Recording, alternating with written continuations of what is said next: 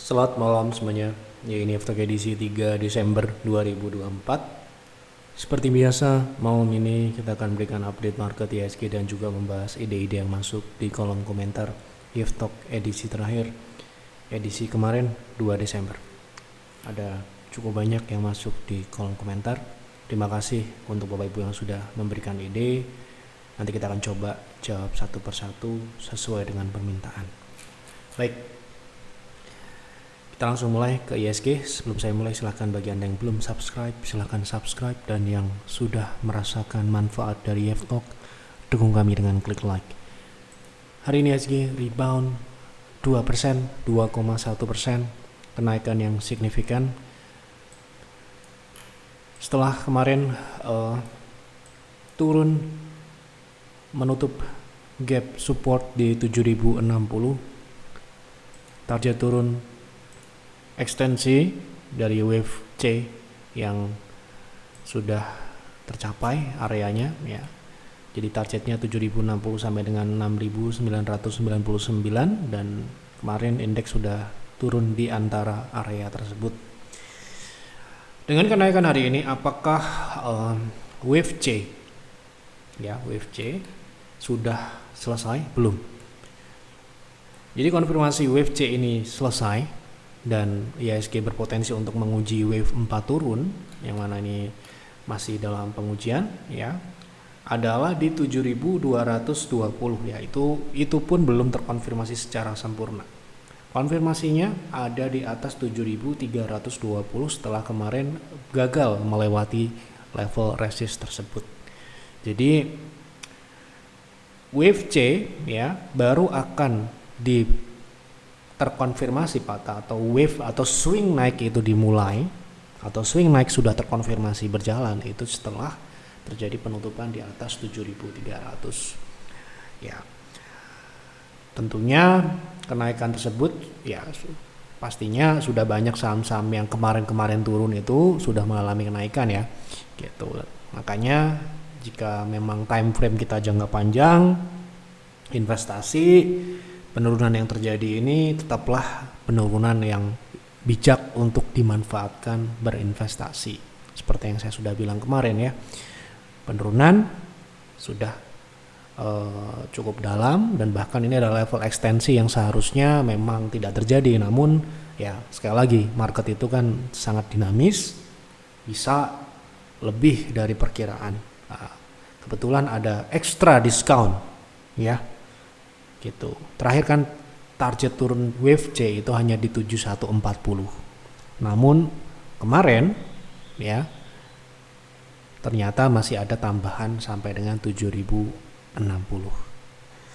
Ya, semoga besok masih ada penurunan lagi sehingga mungkin bagi yang belum maksimal atau belum melakukan akumulasi gitu ya, saham-saham tertentu yang mungkin juga berkorelasi dengan indeks bisa dimanfaatkan sebaik mungkin. Pun di harga saat ini secara umum market kita belumlah memulai swing naiknya, terkonfirmasi memulai swing naik, masih pullback yang seperti sebelum-sebelumnya ya.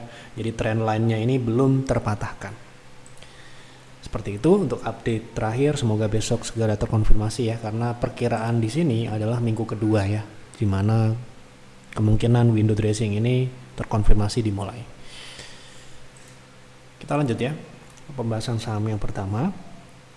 Mohon bantuannya analisa saham AKRA. Apakah saat ini target turun sudah tercapai? Apakah bisa mulai masuk untuk swing? Berapakah potensi risk rewardnya Pak? Salam sehat untuk Pak F dan keluarga. Oke, kita lihat ya. Terima kasih lainnya. Kemarin kita sudah bahas sebenarnya AKRA. Target turun terdekatnya adalah di 1200. Ini adalah support shadow yang kebetulan ini adalah support terdekat. Saat ini belum ada konfirmasi swing naik, yang mana berarti kita perlu menunggu ya. Jadi kita coba tunggu di 1200, di mana di sini ada shadow ya. Itu tercapai atau tidak? Nah, tentunya kita akan lihat kalau nanti di situ dia rebound, Anda bisa. Sekarang ini belum ada, jadi belum ada konfirmasi apakah swing naiknya dimulai. Dan kita akan melihat potensinya kalau memang 1200 adalah reverse point dari swing turun terdekatnya, berarti kita akan melihat 0,3 sebagai targetnya ya. Itu sekitar 1375 12%. Kalau Anda bisa ambil, misalkan Anda nunggu rebound gitu ya di atas 1250 gitu, Anda masih bisa mendapatkan upside sekitar 10% gitu ya. Jadi di harga saat ini sudah layak untuk dipantau ya. Belum dibeli tapi dipantau dulu. Karena belum ada konfirmasi, sebaiknya kita tunggu konfirmasi agar kita terjauh dari tindakan spekulatif.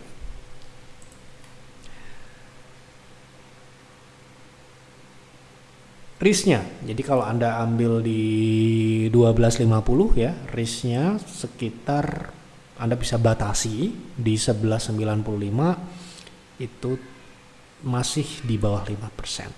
Jadi secara risk reward ya menarik ya. Gitu. Oke. Bahas BTPS untuk trading, berapa target turunnya? Melihat turunnya sudah di bawah IPO. Terima kasih, sehat dan sukses selalu Pak Yap dan tim. Terima kasih. Kemarin kita habis cut saham ini ya dari private trading room. Ternyata saham ini masih melanjutkan penurunan ke target turun terdekat 860 sampai dengan, jadi kalau kita lihat dari penutupan hari ini memang belum ada indikasi dia mau swing naik dulu lagi ya. Jadi kita perlu menunggu di support terdekat di 855. Kemarin kita cut saham ini ya. Kemudian saat ini saya lihat di private trading room pun belum melakukan buyback ya. Kemungkinan menunggu di 855 sampai dengan 770 ya. Ya kemungkinan ada potensi untuk swing di 855, namun kita akan lihat nanti. Sekarang ini kita pantau-pantau dulu ya, karena memang belum ada sinyal naik. Nah, misalkan tidak terjadi penurunan situ dan malah ada kenaikan kembali ke 915, Anda sudah bisa entry di saham ini untuk swing dengan target di 1020. Nah, jelas sekarang ini masih wait and see dulu. Mohon analisa untuk saham CFIN. Rencana di hold sampai awal tahun, apakah harga sekarang sudah saatnya masuk? Berarti tetap swing ya. Kalau awal tahun itu bulan Januari ya. Bulan Januari sekarang kan sudah Desember, berarti kurang lebih ya. Karena ada libur dan sebagainya, kita anggap ini swing ya. Gitu. Apakah layak gitu ya swing trade di saham CFIN sekarang? Kita lihat ya. Ternyata belum. Dimana target turunnya belum tercapai ya di 300. Jadi untuk saat ini saran kami tunggu di 300 sampai dengan 290. Untuk dibeli sebaiknya tunggu dulu. Oke.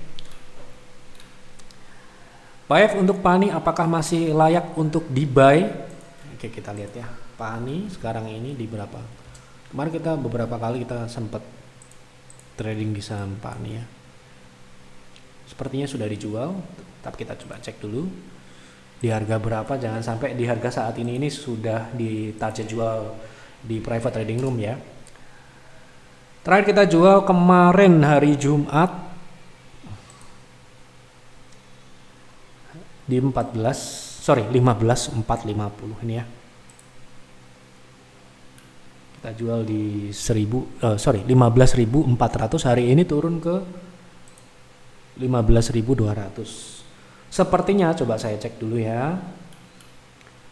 Kita beli PANI itu di harga, lihat trading plan ya, di 14.150 dengan target di 15.900 yang belum tercapai ya. Nah, tentunya di harga saat ini relatif sudah tinggi ya untuk kita beli untuk tujuan swing di saham ini. Nah, ini kan pertanyaannya,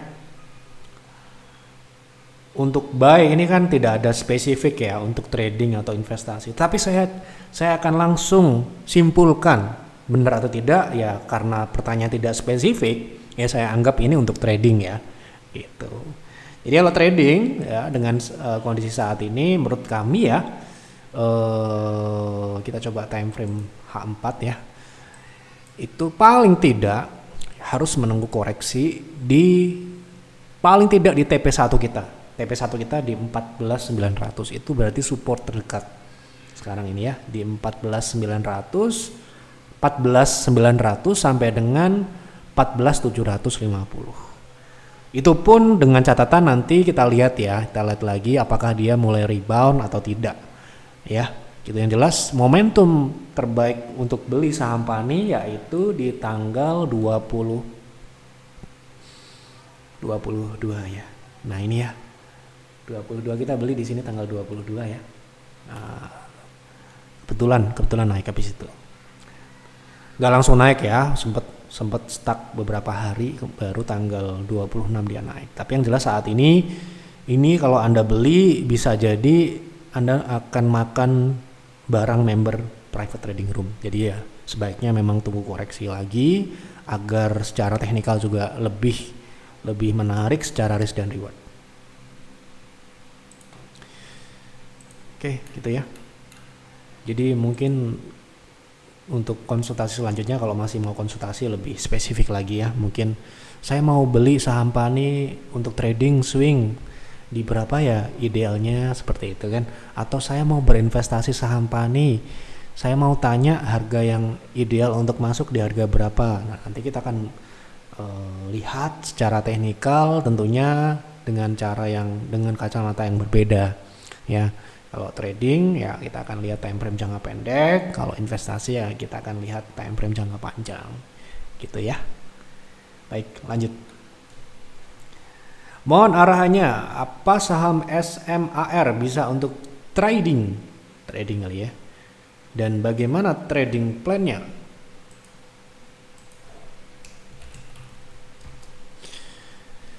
Oke, bisa atau tidak? Ya, bisa-bisa aja ya tentunya. Kita lihat di sini untuk Sinarmas Agro sudah mulai rebound, jadi Anda bisa untuk swing trade dengan target di 3000. Sebentar. Ini kan konsolidasi ya, jadi ekspektasi kita juga harus dikonsolidasi ini ya. Jadi kita buat targetnya masih berada di konsolidasi areanya ini ya. Terdekat di 0,3 itu 3.950. Bisa atau tidak? Ya bisa-bisa aja, tapi cukup atau tidak? Nah, ini pertanyaannya ya. 3%. Kalau dia naik ke 0,7 yang memungkinkan di area konsolidasi itu paling optimal ya, paling maksimal potensinya ke 0,7 yaitu di 4.220 ya, 4.220 itu sekitar 10%. Jadi ya bisa ya, secara potensi upside mencukupi dengan stop loss di 3690 itu 3,3%. Kemudian kita lihat dari indikator yang ada, yang ini sebenarnya bukan indikator mutlak untuk kita trading ya, Anda bisa pakai indikator yang lain, tapi ini setidaknya memberikan kita indikasi bahwa saham ini momentumnya sekarang ini memang swing naik ya, gitu. Oke.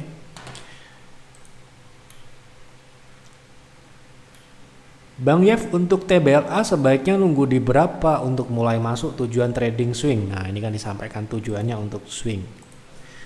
TBLA. Oke, kita lihat dari swingnya sekarang ini, swingnya turun ya. Jadi area tunggunya ini juga konsolidasi ya. Konsolidasinya ini di 600, ini supportnya. Jadi mungkin Anda bisa tunggu di 600 sampai dengan ada rebound gitu ya. Malam Pak, bisa bahas PGO untuk invest, bisa masuk di berapa best price-nya? Oke, kita lihat langsung ke teknikal jangka panjang ya. Jadi di harga saat ini sebenarnya sudah cukup ini ya, cukup ideal ya. Karena kita sudah bahas beberapa kali di saham ini. Ya, saat ini sudah bahkan sedikit diskon dari seharusnya, ya kan?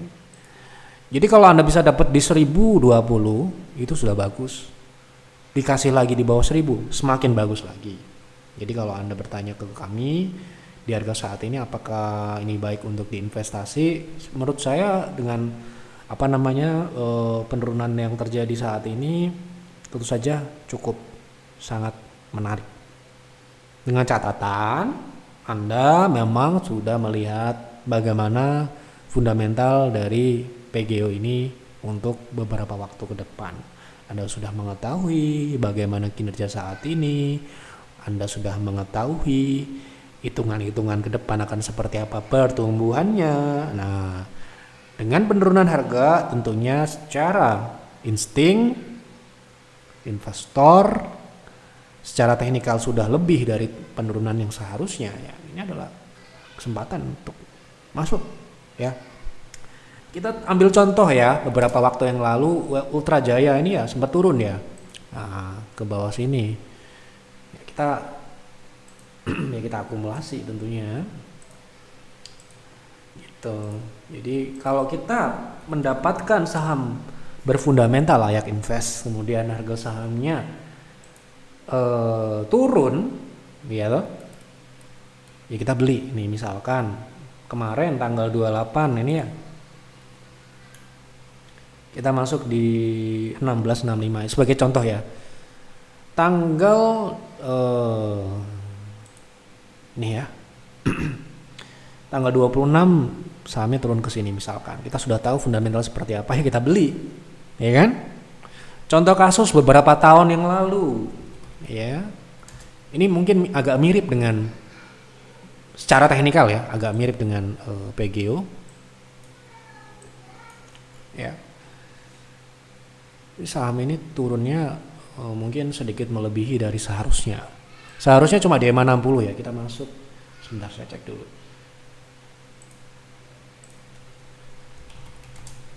ya.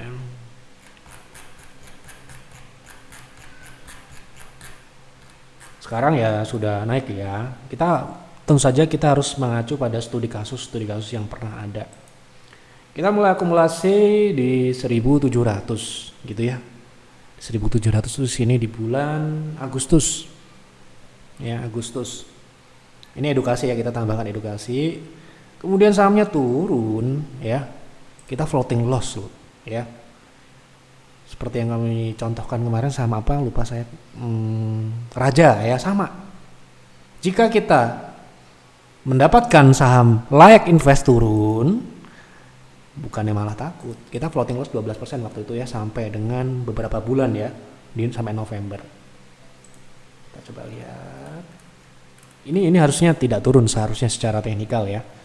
Tetapi ya sekali lagi ya, kita dikasih turun ya kita beli, kita tambah. Nah ini ya, kita beli tuker dari TPMA itu ya, sampai dengan ya sampai bulan November itu ya, gitu di 1000 berapa tadi, 1400. Jadi seperti itu ya, ketika kita mungkin sudah mengetahui fundamentalnya, kemudian market lagi turun dan harga sahamnya kebetulan turun, justru, dan mungkin Anda mengikuti beberapa forum atau komunitas saham investor yang sudah mulai banyak orang itu ketakutan. Saya rasa sekarang ini banyak orang ketakutan ya. Ketakutan ini yang memberikan indikasi ke kita, memberikan sinyal ke kita, oh time to buy ya. Tentunya tidak semua saham ya, tidak semua saham. Tentunya saham-saham yang mungkin sudah kita tahu bagaimana fundamentalnya saat ini dan kedepannya akan seperti apa. Ya kalau menurut saya ini sudah cukup diskon ya untuk PGO ini. Oke, menurut saya seperti itu. Anda boleh beda juga, mungkin Anda beda pendapat seperti yang saya sampaikan, bahwa yang saya sampaikan di F-Talk ini belum tentu juga benar. Anda boleh beda, memberikan pendapat juga boleh, selama itu pendapat yang membangun dan masukan-masukan yang bisa bermanfaat untuk yang lain. Ya mungkin, saya tidak setuju PGO ini mungkin akan turun lagi gitu. Boleh, misalkan turun lagi ke berapa, misalkan di 800 gitu ya. Bisa nggak secara teknikal? Bisa sih, tetapi kita sebagai investor melihat di 960 ini sudah sangat baik diberikan kesempatan di harga yang baik ya. Sekali lagi kalau naik kita nggak akan bilang lagi baik lagi gitu ya. Kalau udah naik ya jangan dibeli, maka kita takut beli ya kalau udah naik. Seperti misalkan saham-saham seperti BRIS ya, di 2200 aja kita sudah nggak rekomend lagi ya. Kemarin kita sudah bahas itu. Mohon bahas saham raja untuk swing, sangkut 60% porto di harga 2200. Swing ya. Anda mungkin belinya saat swingnya naik sudah sangat jauh ya. Oke. Kita lihat jangka pendek ya. Swingnya ini sudah swing turun ya. Sekarang ini yang berjalan swingnya swing turun. Nah ini semoga ada di H4 ini sudah mulai ada tanda-tanda dia rebound ya. Gitu. Jadi ketika kita mau melakukan swing trade ya, seperti yang saya sampaikan, pertama kalau dia lagi swing turun, kita harus menyiapkan target turunnya. Setelah target turun itu tercapai, ya, bukan dibeli ya, masih menunggu lagi. Memang perlu kesabaran. Ketika kita merekomendasikan saham di private trading room, itu sudah melalui beberapa tahap, mulai dari menyiapkan target turun, mulai menyiapkan konfirmasi, baru keluar rekomendasinya atau mulai kita eksekusi. Nah, seperti saham ini misalkan. Nah, PGO ini target turunnya di berapa sih gitu ya, kita coba lihat ya. Nah, target turunnya itu di 2080. Jadi kalau kita beli di berapa tadi? 2200 kemungkinan tidak. Ya, seharusnya paling tinggi kita beli ya dekat-dekat 2090 itu atau 2100 gitu ya. Nah, secara teknikal ini mungkin ada potensi untuk swing ya. Tetapi untuk profit dengan modal yang sangat tinggi ya, di berapa tadi 2200-an gitu ya. Itu untuk kembali saja itu 0,3 ya. Itu mungkin target konsolidasi dulu, karena saham ini kalau dia swing turun habis itu dia konsolidasi dulu ya. Gitu. Nanti konsolidasi dulu itu mungkin bisa kembali atau naik sedikit di atasnya, misalkan di 2250 menurut saya ya. Karena mungkin momentum belinya sedikit kurang tepat. Kalau saya, sekali lagi kalau saya akan jual di situ. Kita dikasih kesempatan kembali di harga beli kita akan jual jika memang pembelian pertama kita itu adalah kurang tepat atau mungkin salah analisa dan sebagainya. Bisa ya terjadi. Saya pun juga pernah mengalami salah analisa dan sebagainya. Ternyata yang saya beli itu masih turun lagi, kita aja turun selanjutnya. Itu hal yang biasa. Namun ketika kita diberikan kesempatan, ya kan, diberikan momentum untuk kita jual di harga modal, ya kita akan ambil gitu ya, karena untuk pembelajaran ke trading selanjutnya. 60% ini untuk edukasi ya, jadi di private trading room ya, jadi mungkin Anda juga nggak pakai juga nggak apa-apa. Kalau di private trading room kita itu maksimal membeli sebuah saham ya 15%. 15 PV bahasanya di private trading room. Ya. Jadi kalau sampai 60% itu kita akan berani jika probabilitas kita berhasil di saham tersebut itu 80%. Ya. Jadi kalau Anda bisa bayangkan kalau misalkan saya hampir bisa memastikan kita berhasil di saham itu, barulah kita akan ngambil lebih dari 15 PV. Ya. Gitu ya. Dengan kata lain, saya sudah bisa hampir memastikan, tidak bisa dipastikan, tapi hampir memastikan kita berhasil. Karena itu menggambarkan sebuah kepercayaan. Saya kan menganggap diri kami, YF Advisor itu adalah trader biasa, investor biasa yang sangat mungkin untuk salah. Jadi ya kita membatasi sampai dengan 15%. Itu sudah cukup besar. Dan itu pun butuh beberapa kali kegagalan baru kita pakai 15% ya. Itu sebagai gambaran untuk menciptakan kinerja seperti ini, kita nggak sampai jor-joran seperti itu yang ngambil posisi sampai 15 PV gitu, enggak ya. Bahkan beberapa bulan kemarin ketika ISG turun wave 4, kita hanya menggunakan 25% modal, sisanya kita jaga. Itu pun saya rasa masih banyak kok member-member yang tidak menggunakan strategi keamanan itu ya nggak apa-apa, asalkan kita siap dengan segala konsekuensi dan risiko, ya sah-sah saja. Uang-uang kita sendiri, ya kita tahu, kita berani, ya monggo gitu ya. Kalau kita kan hanya bisa memberikan saran berdasarkan apa yang kita ketahui, yang kita analisis. Oh sekarang ini waktunya pakainya segini, oh saat ini waktunya segitu. Nah itu ada waktunya sendiri ya. Kalau kita ya nggak bisa kita, mohon maaf ya, sembrono merekomendasikan saham ini 50% atau all in, itu nggak mungkin ya. Kecuali sekali lagi, DF Advisor adalah price maker, ya kan, yang sudah bisa memastikan saham ini akan naik ke TP pasti. Anda all in plus pakai margin, pakai uang tetangga Anda boleh. Kalau sudah ada, DF Advisor adalah price maker, gitu ya. Itu sebagai edukasi untuk kita bahwa dalam trading dan investasi itu ada yang namanya strategi portfolio, ada yang namanya strategi alokasi. Ya, tidak bisa kalau kita ini sebagai investor atau trader yang uangnya pas-pasan, ya. Sekali lagi ini hanya berlaku untuk seperti saya, trader dan investor yang dananya terbatas. Kita harus memanage dengan baik dan sangat 3 kali ya, hati-hati. Ya. Gitu ya. Ini sebagai penekanan bahwa kalau Anda ikut private trading room, peers, risiko itu tetap ada, sehingga Anda mau tidak mau, suka tidak suka, kalau Anda mau seperti ini harus patuh dengan apa yang diberikan, baik itu dalam hal alokasi maupun dalam hal membatasi risk. Ya, gitu. Semoga ini edukasi ya untuk mungkin yang baru join ataupun mungkin berencana ikut DF Advisor, ya, untuk menjaga ekspektasi juga, ya, gitu.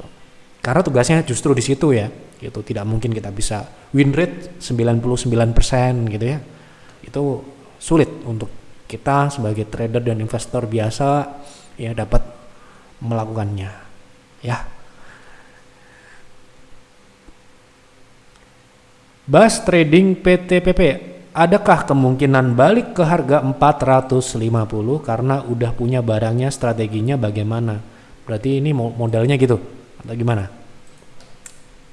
Kita lihat ya secara teknikal ya. Aduh, seperti ini ya. Bisa enggak ya bisa, tapi kan kita harus tadi ya batasin yang namanya kerugian.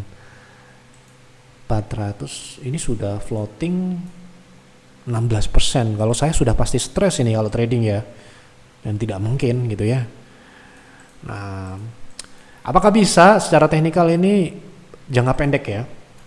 Dalam jangka pendek ya paling bagus, yang paling memungkinkan yang saya lihat ya, pertama di 400 sampai dengan paling mentok yang saya lihat loh ya, sekali lagi itu paling mentok dan paling bagus itu sudah sangat bagus ya menurut saya di 430-an. Kalau ke 400 berapa? 450 kita harus banyak-banyak berdoa dan mendekatkan diri ke yang di atas. Ya, gitu. Itu menurut saya sekali lagi yang saya lihat seperti itu. Mau dibantu analisis untuk saham MIDI, apakah layak untuk invest? Terima kasih dan salam sehat selalu.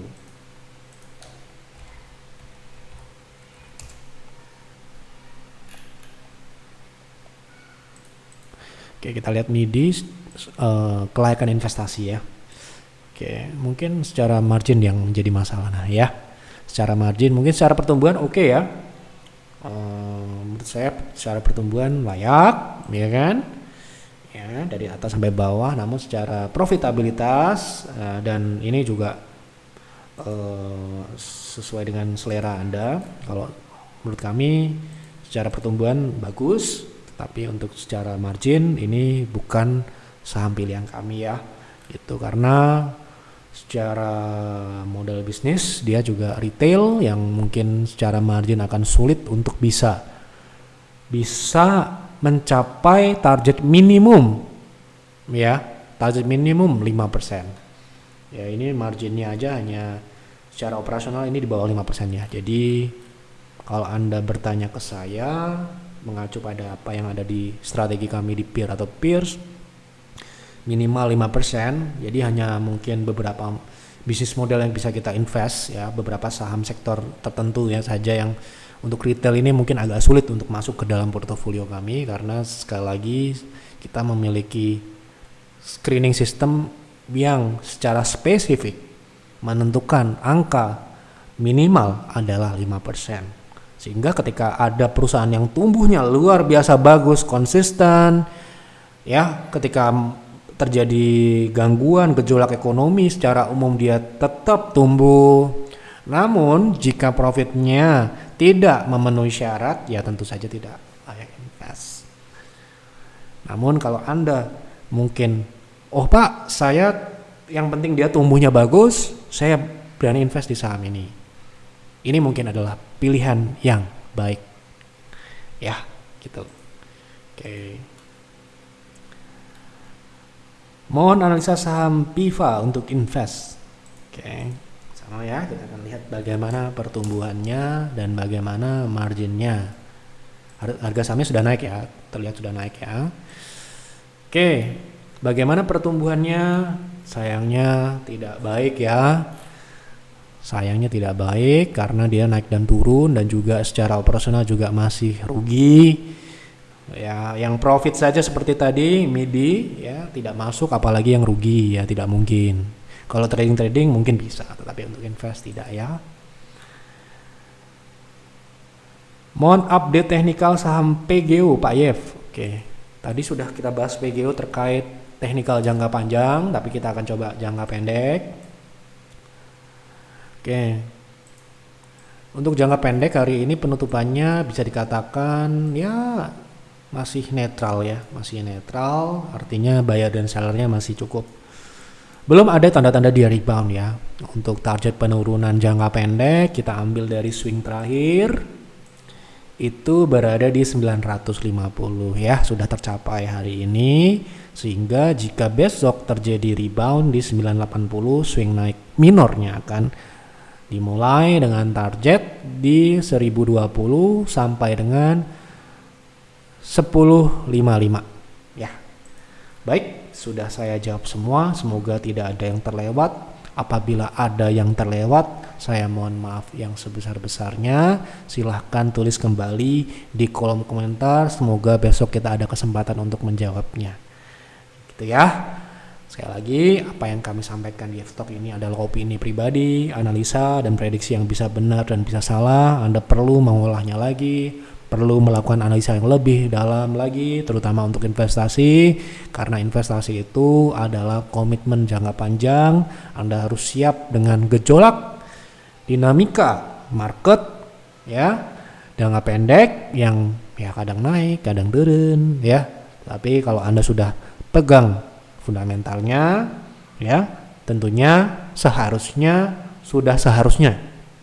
Anda akan melewatinya dengan tenang dan tidak ada rasa panik, was-was atau deg-degan atau stres, atau sampai dengan kita dapatkan hal yang tidak kita harapkan seperti sakit dan sebagainya ya.